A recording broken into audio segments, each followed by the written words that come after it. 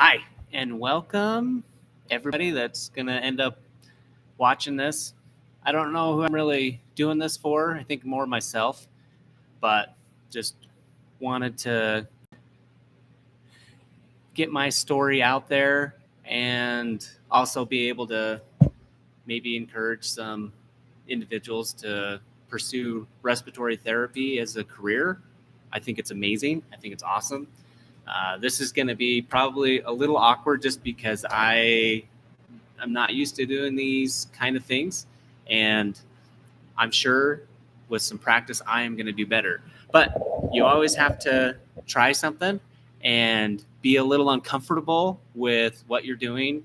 And then you can learn from it. And I have had thoughts and feelings of getting on a platform like this and discussing just me and my life and how I came to be a respiratory therapist, and I guess what my goal in life is, which still is a little, I think, up in the air, but it kind of makes it exciting as well. And I think doing this, being on YouTube, and just being able to express my feelings, I think it's going to be, I think, more for me, but again, I think it can be helpful for other people that maybe feel like they're in the same kind of headspace and they could just use a little bit of a helping hand. And my goals are to be positive and influential, on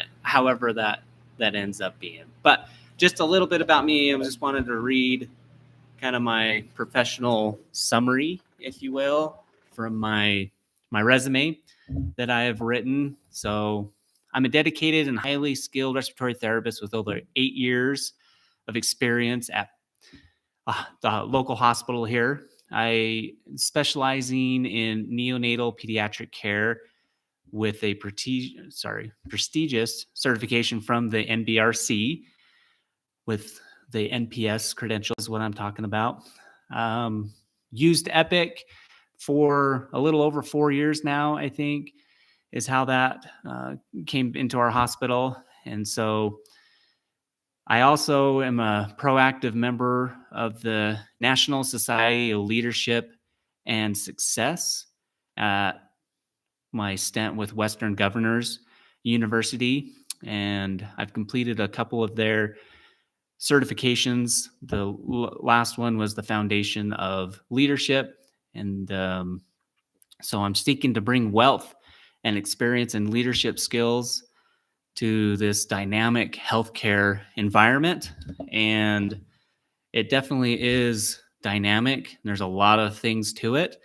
And I also think there are many different ways to showcase leadership.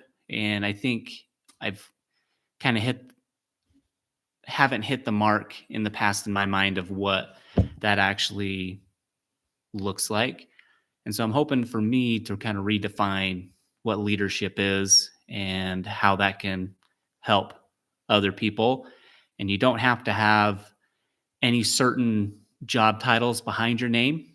And so that's one thing that I've definitely learned over, I'd say the last 3 months, especially 3-4 months. But I just kind of wanted to give that little introduction there, and we're going to kind of keep going on. So what kind of started kind of bringing this up is I'm going to be doing a recertification of the neonatal resuscitation program. I think that's what. And I've had a lot of experiences in our local NICU, neonatal intensive care unit is what that stands for. And I've taken care of a lot of babies,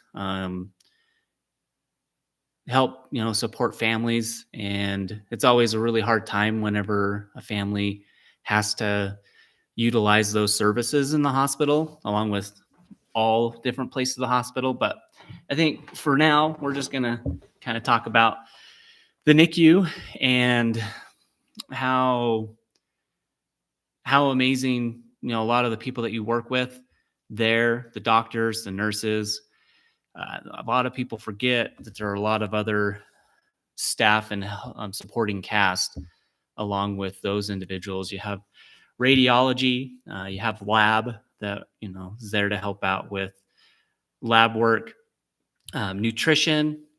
People have to eat, be able to keep their calories up and be able to, especially in the baby world, grow babies, make sure they are able to accommodate their needs there.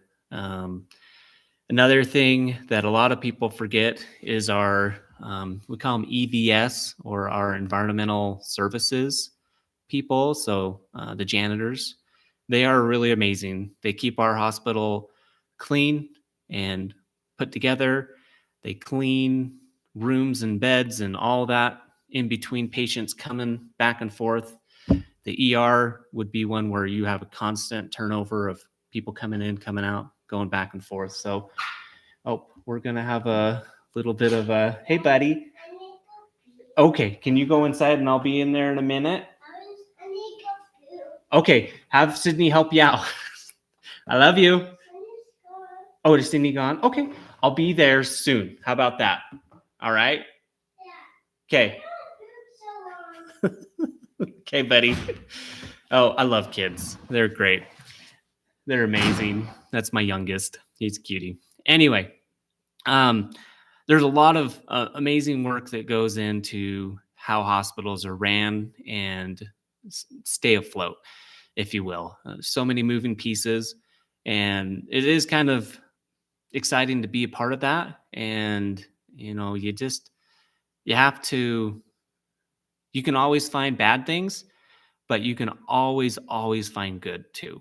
And I think it's human nature and unfortunate that we look for the negative and think that speaks louder than the positives. And there are so many positive things that happen. I think we take them for granted. And when something negative happens to us, then we kind of let that either ruin our day, dictate how we're going to react and how we're going to feel on different things. And so I think we all need to do better about looking for the good and the positive, because there is so much more. I mean, there are some really horrible things that do happen. I'm not going to say that there isn't, but there are so many more good things. And I think trying to realize that life is full of those kind of things, full of it. All right. So a lot of supporting cast. Love it. These classes, a lot of the time, at least in our hospital, they are taught by the nurses and the doctors and even some respiratory therapists that are involved in those different departments and different areas of the hospital. And so you're able to get real life knowledge, real life experiences from those people as they teach the different lessons that are in here. Again, there's so many. I mean, the book is almost, it's over 300 pages of knowledge and information that you have to be able to know. And then you take tests on the knowledge part of things, and then you have to kind of go showcase that you know how to do the work to be able to resuscitate. So a lot of these things are to resuscitate individuals. This one's a little more specific for babies. The neonate is what we kind of refer to them as. And it gives you the science-based methods, the best practiced methods, the ways that are going to help you save that baby's life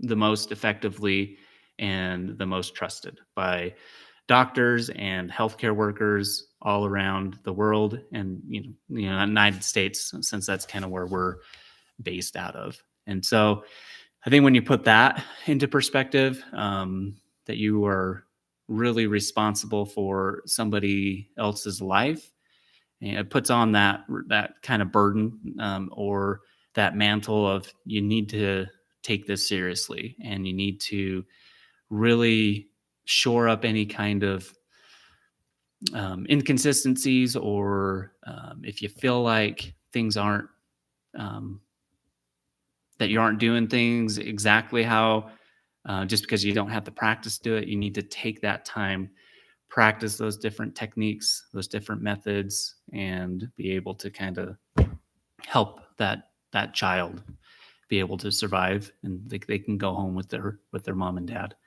and their parents. And so, um,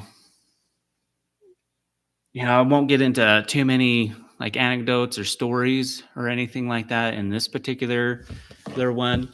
It does make it hard to, because people should be able to have their information protected, right? They should be able to not worry about their personal life being broadcast without their permission. And so, the HIPAA laws are great, and they're there for a reason. And you need to make sure that you're abiding by that, and especially that privacy. And so, if any of the stories that I do tell or say, they're definitely not going to have any personal information in there. And it is possible that some of the stories maybe kind of changed a little bit so that you don't have any kind of worry about a HIPAA violation. And so, that I'm definitely going to do my part on that, to where, I don't even tell my wife anything when it comes to the hospital stuff, even if it's people that we know. We live in a fairly small community with the only hospital here. And, there's a lot of people that will ask her if they know something about such and such. Right. And she can honestly tell them she doesn't know anything, because again, it's not any of anybody else's business. And if they want to, that patient, if they want to tell people about it, then that's fine. Or have me, relay some information. If I get that from them saying, hey, can you tell so and so what this means, I will do that. Or like with parents with NICU children or pediatrics, that kind of stuff. So this is, again, I'm still trying to figure out what my destination here is, and my role especially. But I did want to just kind of give just a couple of, who I am and how I came to be a respiratory therapist. So, really, it doesn't take a whole lot of schooling. The school that I went to was just a 2-year program after you had some prerequisites and everything. Each school is going to have different prereqs that they require for their program. I would, with how things have been going and just evolving, definitely do a bachelor's program with your respiratory therapy program. You can always get a bachelor's in something else and then do your 2-year respiratory therapy on the side, kind of a thing. If you're just going to go into it, you might as well just get your respiratory, and you'll have a bachelor's, and you'll be able to do some other things with that. You're able to, even if, RT isn't necessarily where you end up going and staying forever, having a bachelor's opens up a lot of doors to go to more schooling, different programs, management kind of thing. Again, you can create your own business. However, you don't have to have schooling for that, but it does give you some foundation and some creative ways to be able to do those types of things. So I've always been a big proponent of education and everything like that. There's my other kid. I'm busy. What do you need? No, what do you need? Okay, thanks. I'll be there in a minute. Again, of course, everybody needs me when I'm trying to do something, which is fine, right? That's what we deal with, being able to prioritize different things. So, but yeah, I definitely would encourage you to check out any RT program that is within your area and see what their prereqs are. Yeah, want to make sure that they're certified by NBRC, and the AARC, I think, is the other one. And then the COARC, I think, is the other thing. Make sure that they have all those requirements and everything before you jump into that school. And they should have set schedule of the classes and what they're going to do for you and how they're going to make you the best RT that you can be. A lot of things, even if you go to a really good program, you can get not so much out of it if you don't apply yourself. And same thing as if you go to kind of a poor, not as great program, if you do apply yourself and try to find that information, you can make yourself as knowledgeable as anybody else. And then, so again, I think a lot of it is your attitude and how you are going to face those challenges head on. And, that's really what life all is, right? It's just a lot of head on challenges. And I think you just have to first, a lot of these things, you just kind of put your head down and just keep pushing. And there's always going to be something good that comes from it. A lot of things we don't necessarily, love going through some of those challenges, but I know I've had my own struggles with a lot of different challenges or things that didn't seem like they were going my way, but here we are. I have a lot to be grateful for. I have a beautiful family. There are things that we all need to work on. Yeah. But there's just so many things to be really grateful for. And a lot of those things have been helped out by this career that I have, with my schedule, with my hourly wage, being able to take time off. There's just a lot of really good things that come from it. And so I think me looking back and recognizing all those really awesome things and being more grateful, it's really going to help me out. And I hope that it helps anybody else out that has a opportunity to listen to me ramble, I guess you could say. But after you get into school, you'll learn things. You'll have some clinical hours that you need to do and accomplish at usually a hospital. That is where I learned so much when it came to patient assessment, patient care, the things that you need to do to help out those patients, and being able to be part of that team and collaborate. And, it's hard. There's a lot of different personality types. And I know sometimes my personality isn't loved in a lot of the situations that I'm in, but there's just so many good people out there, and I try to, and I'm gonna kind of preach this as well, try to reflect on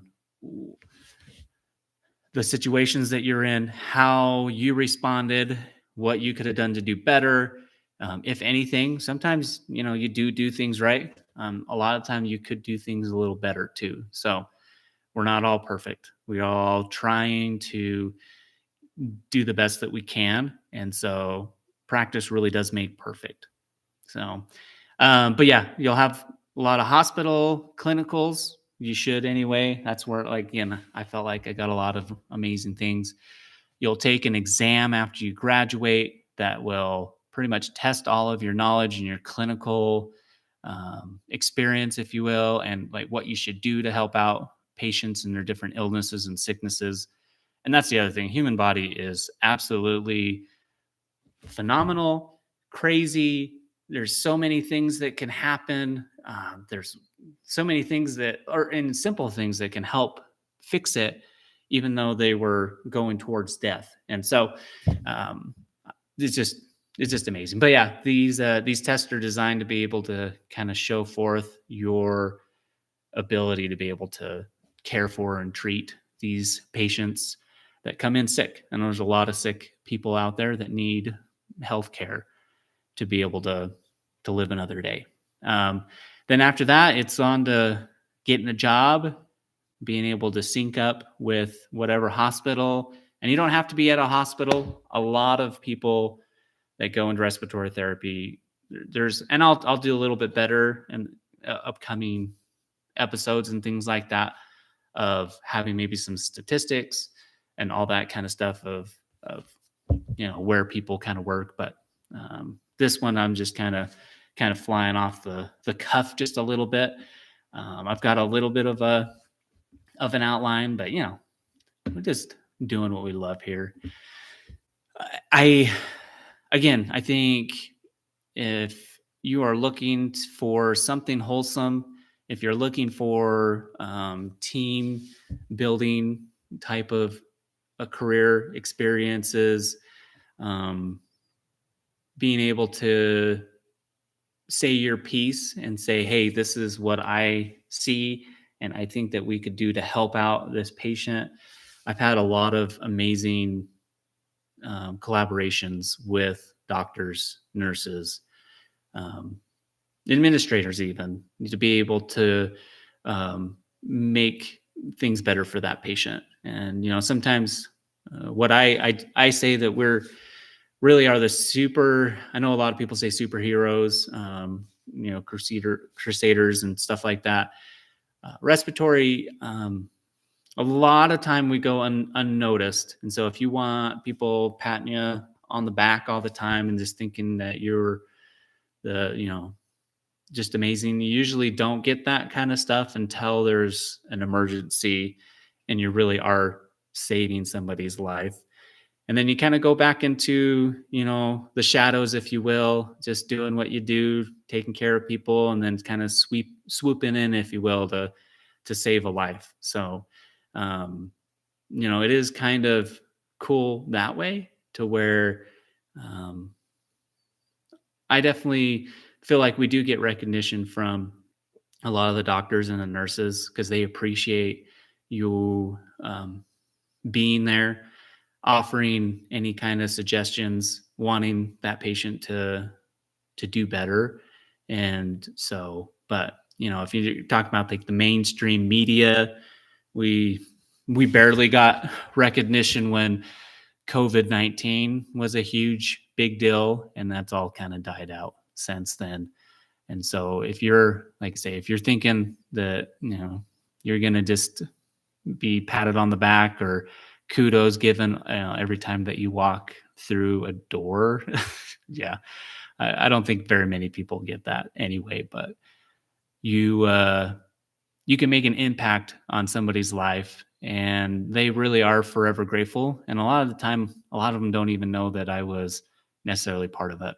I know I've given many individuals CPR. So if their heart stops, you have to do compressions on their chest, and it's pretty intense, pretty violent, really, because you're breaking ribs. You have to make the sternum pretty much go down almost to your backbone, because you're just trying to get that heart to still pump and everything like that. And one person that I had to give compressions to ended up making it. It looked pretty bleak there for a little while we were doing, I don't know, it was several rounds of CPR. So CPR does, 2-minute intervals, if you will. And that person was able to come back and able to go home and be with their family. And, it was, I'm glad that they're doing better and that they're able to make it outside of the hospital, and that their family was able to, continue to have time and experiences with them and love them. And it is kind of a thankless task sometimes, but I kind of look at that and, we're giving people life and second chances a lot of the time. And so that's why I love it. I think it's an amazing opportunity to be able to serve the community, and you're able to help out a lot of different people. And again, there's a lot of teamwork, collaboration that you're able to have. And I think if all of us just do better about recognizing the good in life and in people, I think things would be a lot easier on us. And that's something that this guy is definitely trying to learn and get a little more I don't know, just get a little more experience with. So let me just make sure I didn't have anything else here, but I'm excited to kind of have these little talks. And really, it's just going to be kind of talks with the camera until I get people in the chat, which is, and that's even if it's a thing, but I'll do my best to be able to answer questions and comments and things, and want to keep things, happy, and hope everybody can realize that there's so much good in this world and that we just need to be a part of it and that we can make a lot of good things happen. All right. Until next time. Ciao.